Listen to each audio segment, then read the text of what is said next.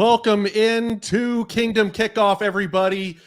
This is Noah Groniger alongside Clint Schweitzer. We also have Shaggy Shane Williams joining us, Brian B. Shinen, and of course, the man of the hour, former Chiefs offensive lineman, Rich Baldinger. How's it going, Rich? Welcome. I'm back from the dark side of the moon from last Thursday, but we have some guiding light, and I feel like with Kelsey flying around again, folks, that you know what? Think good things are going to happen today. Well, it's good to have you, Roger Waters, on the show here this morning. It's just a pleasure and an honor to have a member of Pink Floyd joining us here. I never thought you could ever relate the magical works of Pink Floyd to the Kansas City Chiefs, but here we are. Before we get into anything about this game today, guys, we are celebrating a special birthday in Chiefs Kingdom. And I used to say, hey, you say it's your birthday, Patrick Mahomes. It's my birthday too. It's not really. We are celebrating the 28th birthday of this man. This guy's on the right side of 30 still. Unbelievable that he's been in this league now that this is his seventh season in the NFL. Guys, this is just what a dream it's been. I hope Patrick, who's playing football on his birthday for the first time since, I believe, his college days in 2016. So here we are. He's in Jacksonville celebrating, and I can't think of a better way to ring in 28. Yeah, man, go down to Florida, get you a dub. Get you a Mai Tai, and get this dub against the Jaguars, man. Happy birthday to Patrick. You're so special. You done came through and changed the city. Literally, the city is booming. We're in the golden age of Kansas City, and Patrick Mahomes is a big reason, a part of that. So salute to you. Happy birthday. Praying that him and his family celebrate him and they have a great day today. Amen to that, brother Brian. You know, we celebrated it 6 years ago, but he was the backup quarterback. Rich, your birthday is New Year's Eve, December 31st. Throughout your glorious NFL career, I tried to look it up and see if there was any Chiefs birthdays Chiefs games that fell on your birthday. I didn't get time to go past 1990, but if you can look at your glorious career, if you can look at your glorious career, Rich, what NFL game fell on your birthday that you got to take part in? That's a tough question, Shaggy. For early in the morning, I thought I was just going to be dealing with Pink Floyd this morning and everything. You know, that's complex enough. I'm thinking, did we not beat the Bears on New Year's Eve? Was that the Bears playoff game? No. I'm not sure. I don't think I did have any playoff games on my birthday.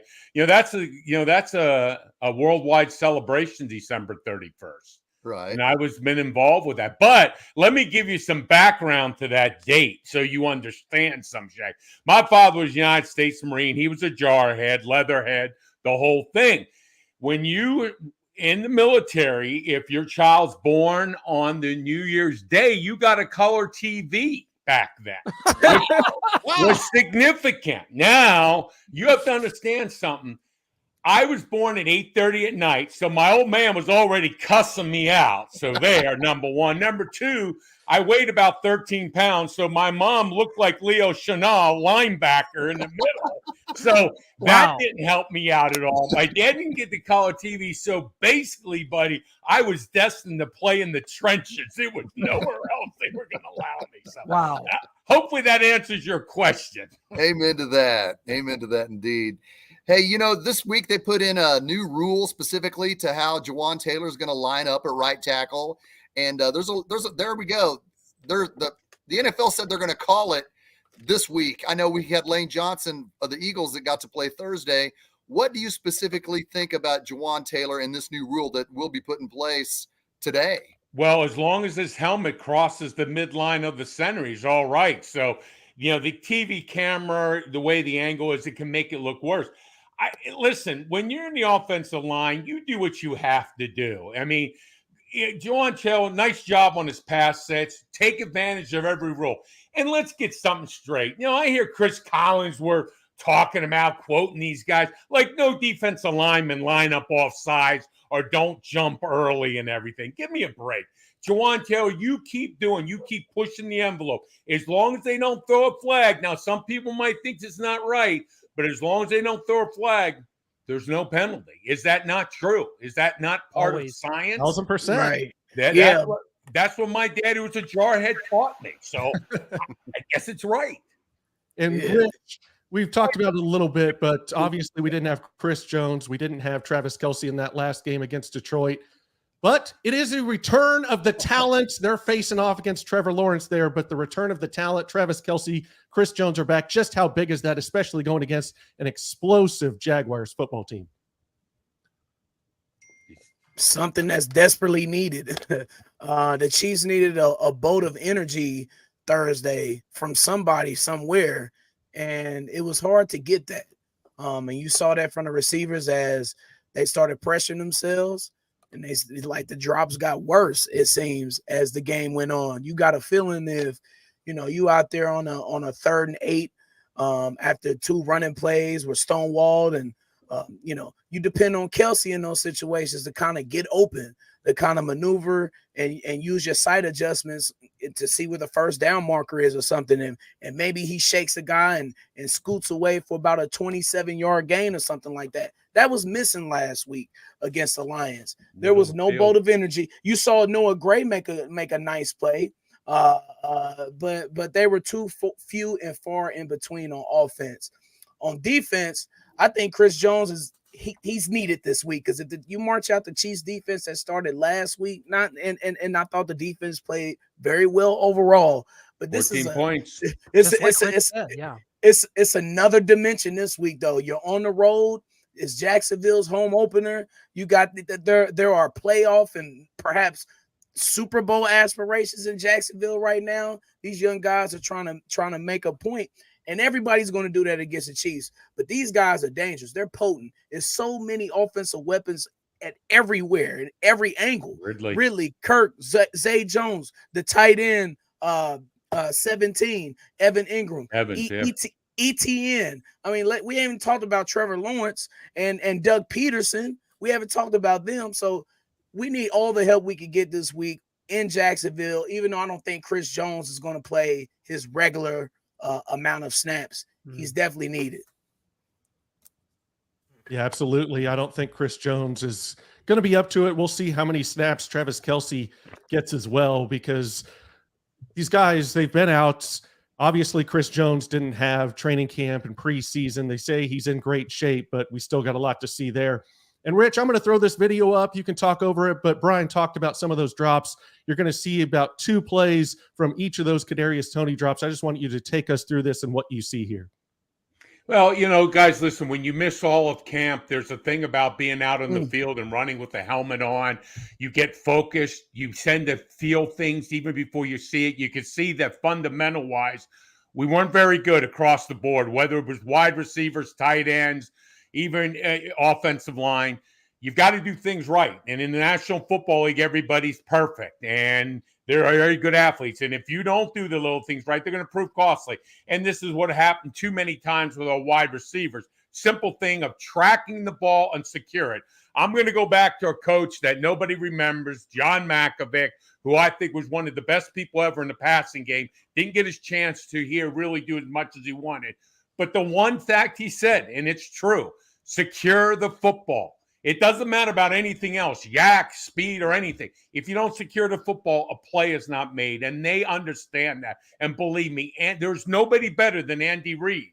If you look at his career in Kansas City, and you look at the people he's worked with, the one thing you see, even last year, we struggled a little bit in the beginning with Juju Smith.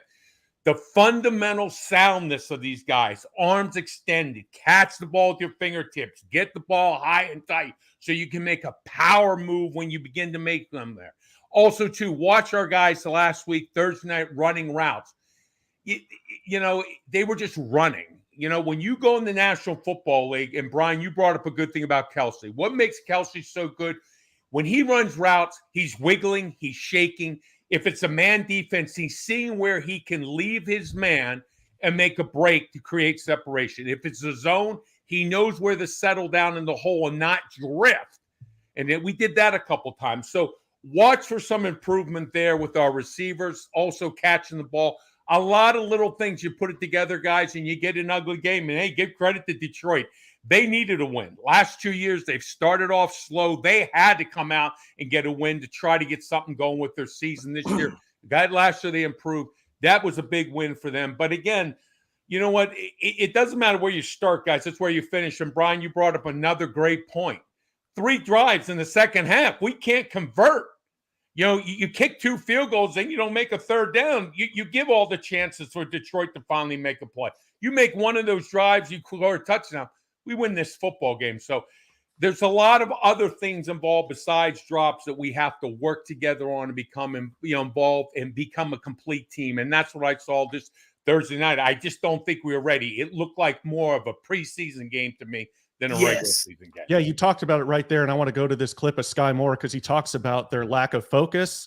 He talks about that 4th and 25, and he also talks about a little wrap on his hand. It looks like he jammed his thumb, so I don't know if that'll be something we have to watch for in this game. Check this out. I feel like it was just a lack of focus in our room, and I feel like doing the little things consistently every day is gonna like keep your focus throughout the week, throughout the day, and I feel like we were lacking in that area. Is there something you're dealing with your thumb or something? No, I just jammed it a little bit. It's trying to keep the impact off of it, but it's cool right now. Yeah, it was kind of it definitely broke into a scramble drill. So I just tried to I tried to find space. I really just tried to find space, and as I'm running, I felt like Jay Watt and his defender in like my area. So I kind of hesitated a little bit once the ball was in the air. I didn't know if he threw it to me or not. So it was kind of like a whole weird scenario. So yeah. I definitely came super close to catching it. I probably should have caught it, but I didn't. So on to Jacksonville. Oh well, on to Jacksonville. Realistically, though, guys, that's what you have to be. You got to, number one, my day, you had to get healthy, get ready to get back on the practice field. You knew they were going to be long afternoons with Marty Schottenheimer. You're going to take care of the little things, and that's what he needs to do. And I guess he admits his fault. They was not focused. And in this game, guys, it takes everything. And when you don't do the little things, it will add up. And again, this was kind of shocking to me because when you see an Andy Reid team, we just don't see those type of mistakes on the field. A lot of things have been talked about. When you get a new offensive coordinator, there is going to be in flux. There's going to be a growing process that the players have to go through because it is different, even though if the scheme is the same from Matt Nagy through Eric Bieniemy, because ultimately Andy Reid approves of all the play calling. My question, I was at the game and Brian was at the game as well. I thought automatically after Kadarius Toney's second drop, and it was bad because it was the drive after he dropped the pick 6. I said to Clay Windler of Red Tribe Cinema, who was with me, I said, Kadarius Toney after that second drop will not be on the field again. I think that it's a reach for me to say this, but I think Eric Bieniemy would not have put Kadarius Toney out there for that third drop. Do you think, Rich, that he was out there because of the fact that Matt Nagy wanted him to forget about the first 2 drops I believe it. Listen, go ahead. He missed all of summer camp. And, Noah, you brought up a point about Chris Jones. It'll be a hard afternoon for him. They're going to play him. He will go on the field and play a lot of reps. There's no love affair when you've rolled out of camp. Coaches are going to make you play. But the point is that when you miss time, your eyes slow up, your hands slow up. It's just like a boxer that hasn't boxed. You got to get in the ring. Your motor gets quicker. You see things before it happens. Your senses improve.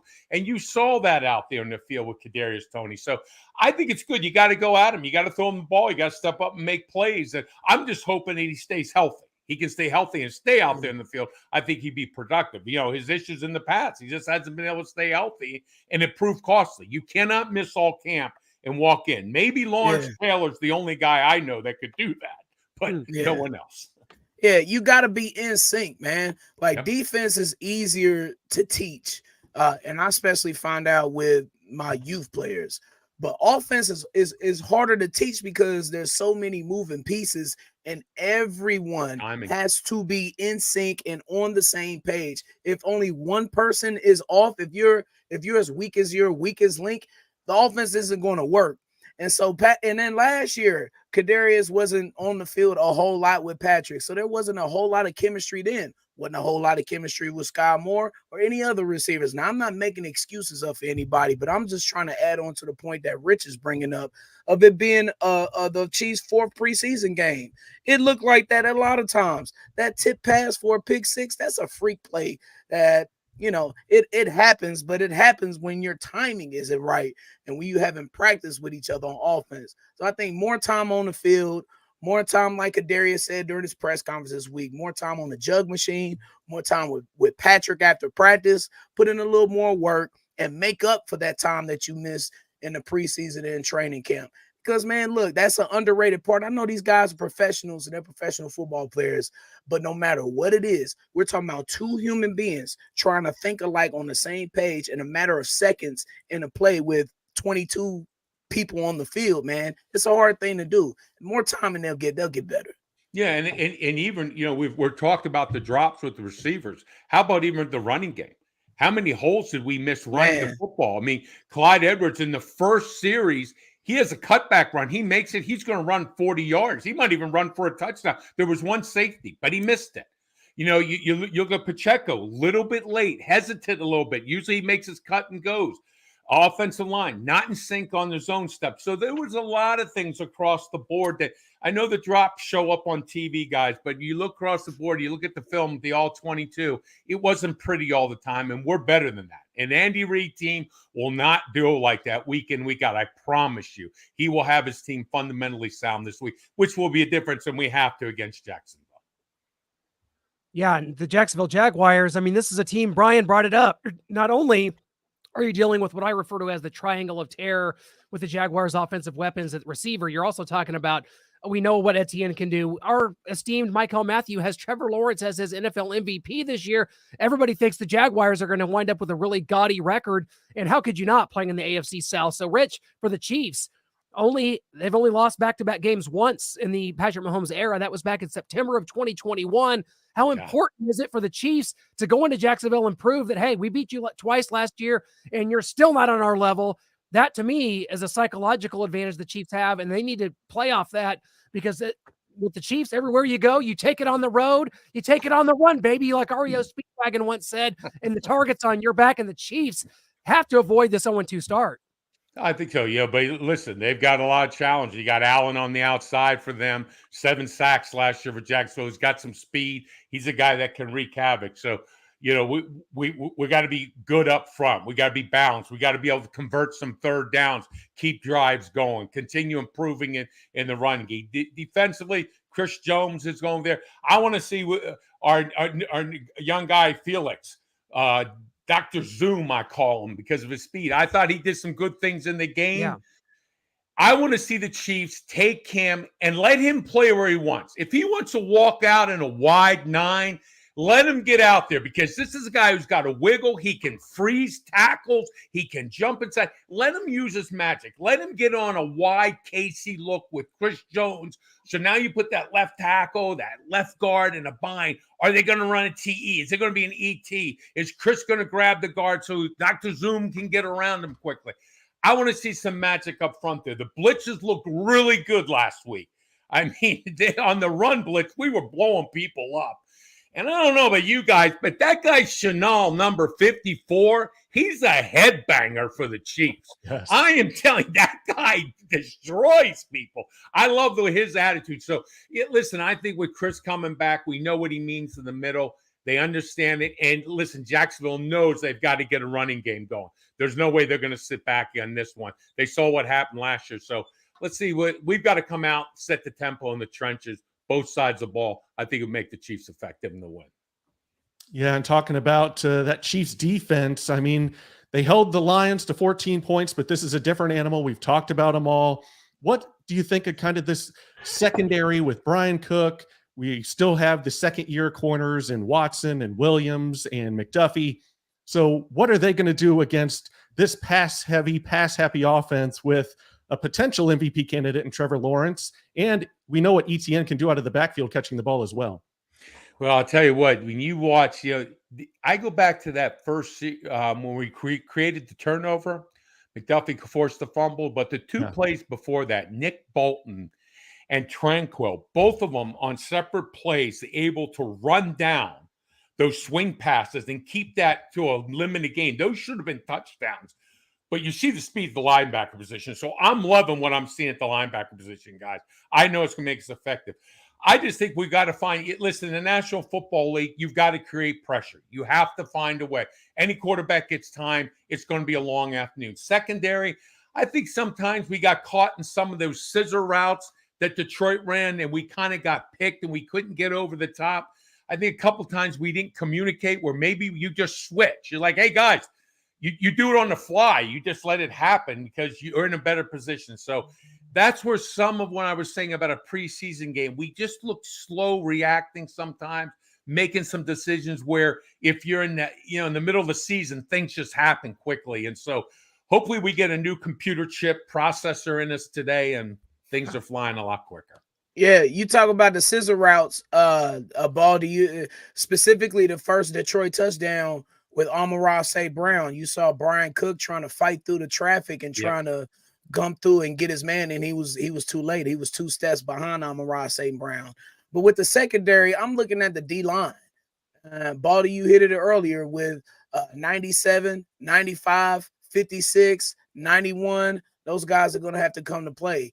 And those guys are going to directly affect what that back 6 or back 7 at times can do. Because if you saw Trent McDuffie last week, I was mightily impressed. I thought he came to play. You saw he got his helmet on the ball to cause that fumble in the second quarter, so the Chiefs can get the ball.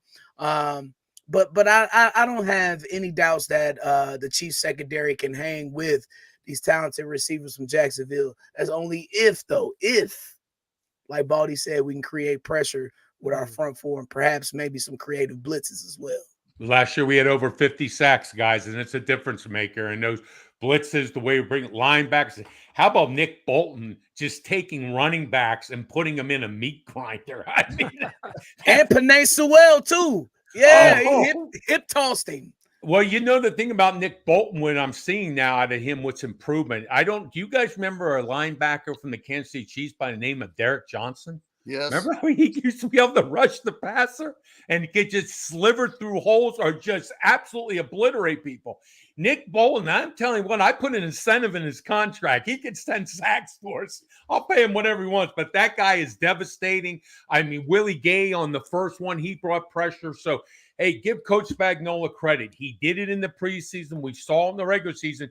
You have to be exotic with these blitzes anymore. They've got to come from everywhere. You got to get people in position, give them chances to create mismatches. I like what we saw there, but it's got to continue. It's got to even get better this week here with Jacksonville because the guy who scares me on that outside is Ridley. He has got blazing speed, and he gets time to run a post corner. It can be smoke all afternoon for Jacksonville. Baldy, I thought you were going to mention Tracy Simeon. Well, if Calvin Ridley is watching this morning, during pregame warmups, we would like to advise him to download the DraftKings Sportsbook app today, where he can get $200 in free bets when he bets just $5 using the promo code Starcade. So Calvin Ridley, please use that promo code Starcade, and we bet on the Chiefs, Calvin. I was going to ask a little bit about the weather, guys, and maybe if there's going to be a heavier rotation being in Jacksonville, but I just checked, and it's going to be 89 degrees. It's going to be a hot 89 because it's Jacksonville, but still. Not bad. Yeah, that's a nice spring day in Jacksonville. It is. Hey, Rich, for Andy Reid being the offensive innovator he is, we have a trouble with 3rd and inches and trusting our center, Creed Humphrey, Trey Smith, and Joe Tooney.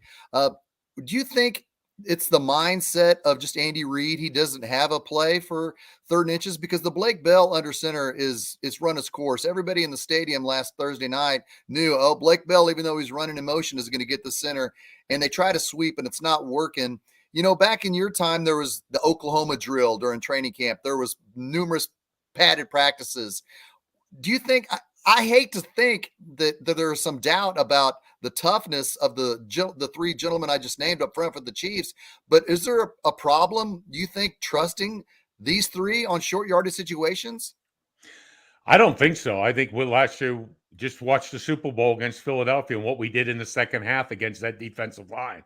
came out and hit him in the snot box, and it was all over with. They quit in the game.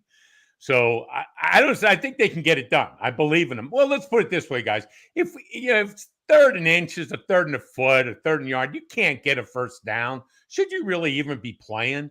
I mean, Bill Parcells used to tell us that every week, and Billy wasn't the smartest guy, but that's pretty logical, I would think. Get it 3rd and get a yard. Should be. I just think of that situation. I think, Andy's always looking for an edge. I think we've seen that in his play calling, whether it's shifts, motions, mismatches. He's always looking for that edge that creates that play. I just think sometimes it does catch up with him. I think in his press conference, he even admitted it. He goes, that's my fault. Sometimes it's just good old-fashioned hand on the ground, knock the guy out in front of you and get the first down and move the chains, and then let maybe another chance, your creativity. So I think it proved costly for him on that one, but still so many little plays during the game that could have made a difference in that one. I never point to one, but it's easy on a 3rd down, but there are other times when we have to do things that I think critically we just broke down too many times. Yeah, Rich, we text during games here and there, and I wanted to bring this up. I don't want to focus on it, make it a big deal, but and I don't want to hit the panic button on these receivers yet, but we texted here and there during games, and we saw what Tyreek Hill did for the Dolphins, 11 catches, 215 yards, 2 touchdowns. And here's the Chiefs receiving core alone. Not quite as good of a day as one man in Tyreek Hill, 10 catches, 131 yards, 1 touchdown. Rich, I think me and you and Clint are the only people that missed Tyreek Hill, but we hope that this young receiving core can get it together. Yeah, you hope so. I mean, listen, Tyreek set the bar so high. And, the thing about this guy, about him, to me, everybody's going to talk about his physical ability, but I have never seen a man that has the tenacity that he did to go for a football. Absolutely. And then the effort level you got on every play, whether it be special teams, punt return, kickoff return, wide receiver slot, whatever. This guy just gave you 1,000%. And that's the thing I miss about him, because whenever that pigskin went in the air, I mean, he would knock out Mike Tyson to get the ball. So I just love him. And congratulations, in the Chiefs, they thought that his injuries were going to be insurmountable. But then again, you look at the Jets and what their situation is. So I don't know. I mean, you can yell at Brett Veach, but maybe you can't. I mean, I don't know. We won a Super Bowl without Tyreek, but I do miss him, though. I do miss him, though. I'll be honest. Fair enough. I'll take him back. I'm lying, guys. I'm BSing right now. Oh, the cheetah speed. But his ability to separate, him and Kels. I mean, that's why, when people say, why do you think Kelsey's the best? Well, watch him route running. Just don't watch to catch the ball. Watch how when he runs his routes, how he creates separation all the time. And there's nobody. There's not a cornerback, a safety, or a linebacker that can makes number 87 so special on the field. And believe me, he'll open up the middle of the field now. He will open up the middle of the field. Watch for RPOs now this afternoon we'll get, because linebackers are going to squeeze inside the hash marks to try to tighten up the throwing lanes to Kelsey. So maybe we get some things going on the outside. And also, too, Watson may be deep on some of that post pattern that he ran was a nice play. Of course, got interfered. So maybe we get some deep passes there also, too. Yeah, you mentioned separation. Kadarius Toney was one of the tops in the league at separation. Unfortunately, couldn't finish it and catch the ball in week 1. But if he's getting the separation, you feel like he's going to start catching the ball better. And so you've got something good there with Kadarius Toney breaking away from defenders and getting himself open. Rich, I want to ask you if this has ever happened to you. If you ever had a defensive lineman embarrass you like this with a crossover move? I'm not showing him what he's going to do and doing and it. Got the sack. And got the sack. It's just embarrassing. Yeah, no, not never. Well, let's put it this way, guys. Steve DeBerg told us simply, he goes, Richard, just hold him. Just hold him. That's all you got to do. Just hold him. So I took that to heart, and I held on every play. So now I'm not lying, guys. I'm not lying now. I'm telling the truth. So no, nothing like that ever happened. I don't remember many things like that before a play, but I guess Orlando had a tough afternoon last week there in Cincinnati. So a little bit. Yeah. Not great. Sad. It was sad to see. You hate to see it. Rich, we've had people in this stream asking since the show began, what are Rich's keys to victory? It's funny you should ask. Everybody here in the stream that's joining us, and thank you for joining us here on Kingdom Kickoff. In fact, Rich's keys to victory are brought to you by DraftKings Sportsbook. Download the app today. Use promo code STARCADE. Let's go. Rich's keys to victory. Hey, on offense, guys, second half, I don't care where you start. I don't care what the issues during the game. Just finish the drive. Second half, 3 times, unacceptable kicking field goals, and then you can't convert, and you walk away with a lousy 6 points. Should have won that football game. You were given opportunities. Kansas City Chiefs offense is not like that because we know what Patrick Mahomes means. So that will change today. I promise you that will change. They give them opportunities. They're going to convert. They're going to make touchdowns. When the Jaguars had the ball, hey, welcome back, Chris Jones in the middle. Listen, buddy, the difference that he makes up front in terms of how you got to double team him, how he can make penetration and just single up against guys, whether he's in a wide 3, an inside 1, a 5 technique. You always got to have 2 helmets on in the middle. It's going to make a difference for us up front. Absolutely. And team goal, guys, we've talked about it. The last one, the most important, sound fundamentals. We failed across the board in every position, even tackling at times. We weren't where we needed to be. Pass rush, sometimes we weren't. So a lot of things. You're going to bring out a lot of negatives in that loss. And believe me, in the National Football League, these guys are such good athletes that if you don't begin with doing the right steps or your eyes in the right place or where you got to be to catch the football or your block, head placement, footwork, it will cost you, and it did in that game. And that's why, as I said, that looked like an ugly preseason game to me. It looked like the first time that you get a chance to go 2 to 3 quarters in the game, and things just aren't – you got to work through it. So I think sometimes limited camp for these guys, it proves costly early in the season for us. We're just not ready or in a rhythm yet to play a football game. Yeah, and guys, it's that time after Rich's keys that we got to get our predictions for this game. What's going to happen? Put our prognosticator caps on. Brian, I'm going to start with you. How do you see this Chiefs-Jags game going today? Well, I hope people have fingernails left over because you're going to be biting them today if you do. Get your blood pressure pills and all that. It's going to be a stressful game today, man. Look, the Jaguars think that they can hang with the Chiefs. They're trying to take that next step and trying to get to a Super Bowl. And quite honestly, fellas, they have the pieces and they have the head coach. Yes. But with that being said, the Chiefs know Peterson. And I think that with the juice of having 87 and 95 in there is definitely going to bump the Chiefs up. I got them winning 23-21 in a nail biter. I'm going to stick with 37-34 Chiefs in overtime. The Chiefs, it's no way Patrick Mahomes is losing on his birthday. It's just not going to happen. The Chiefs will fall behind 7-10 points like they normally do to start the game, and then they'll do what they normally do. It'll turn into a hell of a game, and the Chiefs will win in overtime 37-34. Man, Shane, you left out the part where the Chiefs, Chris Jones recovers a fumble at the 3-yard line or something. 2 yards. Yes. Oh, sorry. Yes. Yes, in overtime, the Jaguars will win the toss at the game tied. Chris Jones will sack Lawrence and pick the ball up and get tackled at the 2, and will win for a 20-yard field goal by Butker in overtime. Well, I love the specifics. Guys, no specifics here. After yesterday, watching Missouri take down Kansas State in a big upset in Columbia, Missouri, I'm going to tell you this. I don't have any nails left. I'm done with it. The Chiefs on Patrick Mahomes' birthday, I predicted on Arrowhead Allies 30-19. I'm sticking with it. I think the Chiefs kind of run away and hide in the fourth quarter. The Chiefs are the better team. They proved that twice last year. Have the Jaguars closed the gap? We will definitely see, and I respect the Jaguars. I just think the Chiefs bounce-back games are so key, especially on the road. When you look at the history of the Chiefs, especially in the Mahomes era, these games going on the road, the Kansas City Chiefs show up for it, especially Patrick Mahomes. And again, no back-to-back losses except for one occasion in the 2021 season. So Chiefs go on the road and win 30-19. I like it, and I love this comment by Kareem, a.k.a. Joe Delaney here. Love the respect. Rest in peace, Joe Delaney. But 28-17, and little nod to Scott Hall here. Good guys. So I love that.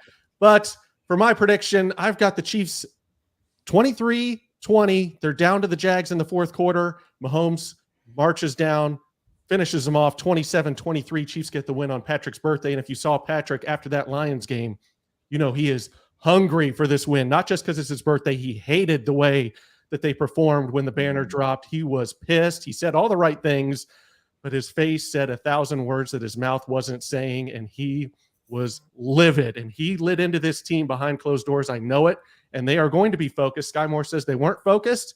You can bet Patrick heard that. He's going to get them focused. If the wide receiver coach can't, Patrick will have them focused. Add on Travis Kelce and Chris Jones coming back, 27-23, Chiefs with the victory. How about you, Rich? Oh, without a doubt. If I remember correctly in the playoffs, Travis Kelce, 14 catches, 150 yards last year in a playoff game. Patrick came back after the injury and just lit it up in the second half. So Coach Peterson's probably thinking, man, is there any way we can keep Kelce off the field for another week out there? So I think he's a difference comes back, guys. I think this team steps up. Brian, I got to agree with you. It's going to be a tough one. Jacksonville's an improved football team. They've got more offensive weapons. We're continuing to work through some things. We got youth in a lot of positions. So, but I think Kansas City Chiefs, with a leader like Patrick Mahomes on the field, this is why you pay the big money. This is why he's the best quarterback in the National Football League, because he understands what needs to be done. I take Kansas City Chiefs to win 21-14 on this one. And I think it's a great win on the road, and it sets the precedent for a great season for the Chiefs. Yes. What else needs to be said, guys? The NFL season's underway. Week 1's in the books. We are ready for Let's week go. 2 as it got underway on Thursday night with an Eagles victory over the Vikings. But here we are. It is the Chiefs only Sunday noon game. So here we are right here, guys. All of us for the first and only time this season before a noon game. So enjoy it. Because the Chiefs wake up sleepy on these noon games. Good. Well, I'm in the same boat, Brian. Go have a sandwich and get ready. Hold on, Clint. There's a noon game on Christmas Day, but that's a Monday. If you look at the schedule, there's Adam Schefter. I think it's 1 o'clock. I think it's 1 o'clock. Okay, well, okay. So, but yeah, it'll be noon in Denver. Yeah, exactly. It's noon somewhere, guys. Enjoy it. It is the NFL season's off and running, and we couldn't be more excited here on Kingdom Kickoff. Thanks to Rich Baldinger, as always. Thanks to all of you guys. Let's see how it goes today. And happy birthday, Patrick Mahomes. Be the winner. Do the thing. Go Chiefs! Get the touchdown. Money. Go Chiefs!